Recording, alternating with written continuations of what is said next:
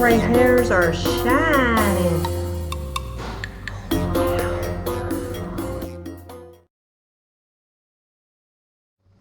Hi, I'm Kim and welcome to my channel. I'm coming back to you today with another story time.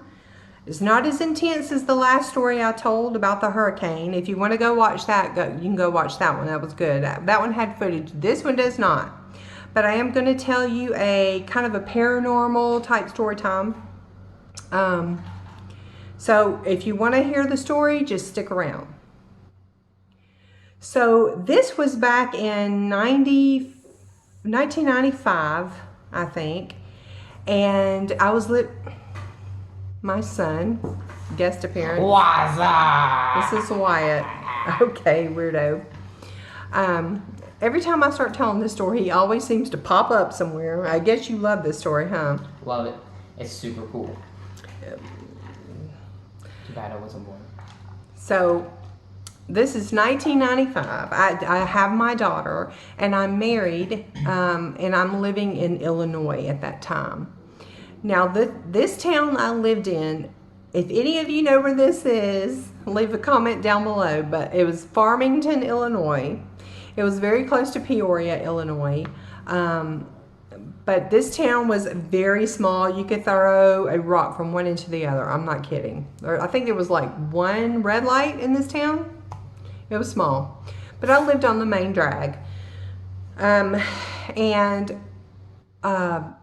think this happened in the springtime, if I'm not mistaken. I had to have.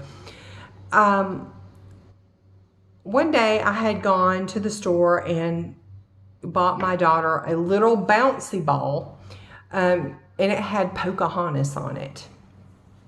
And this was back when Pocahontas was big and blah, blah, blah. It was, you know, just a little bouncy ball. One of them big, round bouncy balls. Not one of the small ones. Okay. So, I had bought her this ball, and her bedroom, now we lived in an old farmhouse at this time, and her bedroom was at the very, very top of the stairs, and her bedroom was almost like a loft, and our bedroom was at the foot of the stairs, and the bathroom was at the foot of the stairs. So one night, after we had already gone to bed, I woke up out of the blue. I don't know what time it was. It was probably 1:30, I don't know. But I woke up to go to the restroom. So I woke up and I come out of the bedroom and I went right into the bathroom. And as I'm coming back out, I heard the words, "Mommy." And it startled me. And I looked up at the top of the stairs thinking it may have been Katie, although she was 1, maybe 2 at the time. It startled me, and I looked up at the top of the stairs, and I kid you not, I was not dreaming. I know what I saw. I know what I heard. I was not imagining this. I wasn't smoking the weed or nothing. I know what I heard. I heard somebody say, "Mommy." And as I look up the stairs, there was at the very top of these stairs, these stairs were pretty steep and narrow. It was a very creepy little house. At the top of the stairs, hold on. Ugh. I'm sorry. At the top of the stairs, there was this little girl standing at the top of the stairs. She was not in color. She was brown. She was like, it almost looked like, what's the name of that? Sepia? No, sepia type of look. Oh. It's kind of like brownish red. Yeah, it's like a brownish color. She looked like, kind of like maroon. She looked like a movie or something at the top of the stairs. It was so weird. And I remember she had long, I don't know what color her hair was because of the color that she was, but she Sorry. You're good. I got a headache all of a sudden. But she had these long braids and she had ribbons tied at the end of her braids.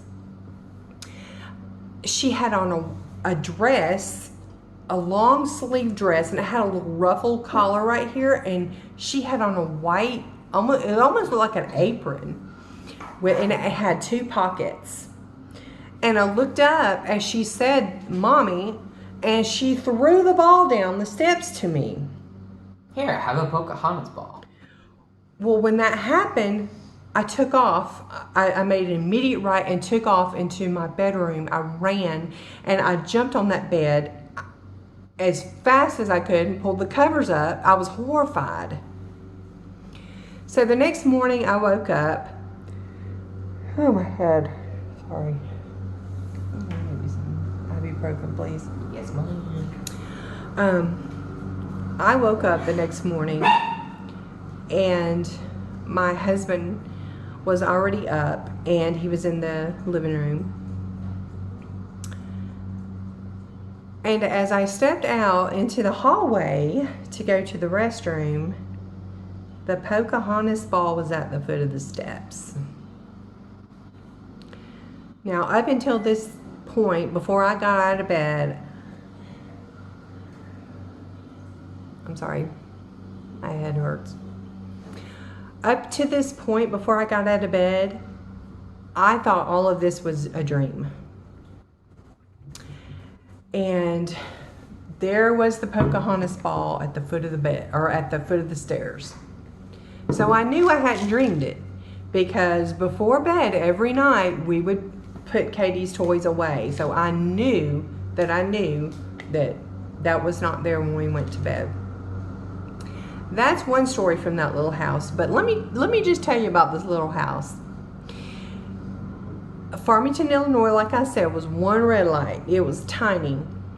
The house it wasn't huge. It was a little house. This is my sleeping medicine.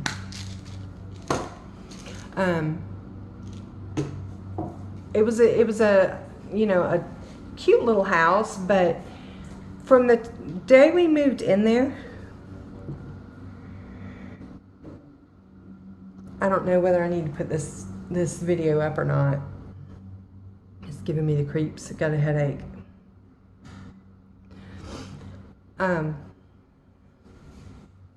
From the time we moved into this house, we would look out the door or the window, and at any given time of day, there would be people standing outside of our house looking at it. This town there was cornfields all around it. And all I could think about was Children of the Corn.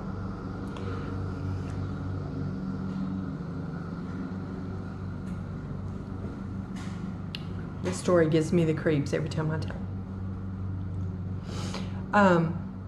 And so when I started work, I got a job at this little drugstore down the road, and this was the kind of town that if they didn't know you, they didn't speak to you, and if you were new in town, you got the stare down until they knew you. So after I had worked there a couple of weeks, I started getting questions. Do you live in that little white house down there with the blue shutters? Yeah, that's my house. And they were like, oh, okay. And I started thinking, after 2 or 3 times of people asking me this, I started thinking, why are they asking me this? My head hurts. You good?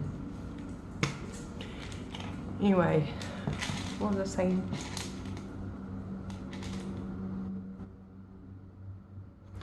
Anyway. Yeah, you were working at this pharmacy or something like that? Yeah.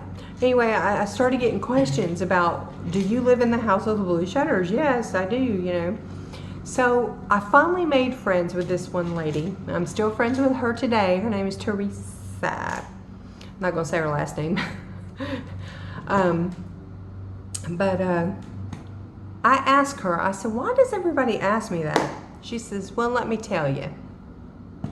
She says back in the 50s, evidently a prominent family lived in this house. And the son of this family committed suicide on the back porch of our house. And apparently, everyone who lived in that house afterwards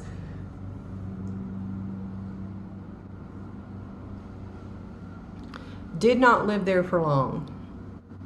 They had had numerous people move in and out. They debated on tearing the house down at one point, which actually right now, I went on Google Maps when I was thinking about this story a few weeks ago, and the house is gone now. It's a gas station. But apparently this house had many things happen in it. So that is the first story that I have for you. If you want to hear more stories, I have a ton of stories from the house that we lived in Florida. So if you want to hear more stories, let me know in the comments.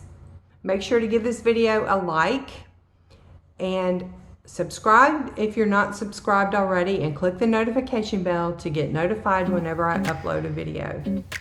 And until next time, I'm going to take this medicine.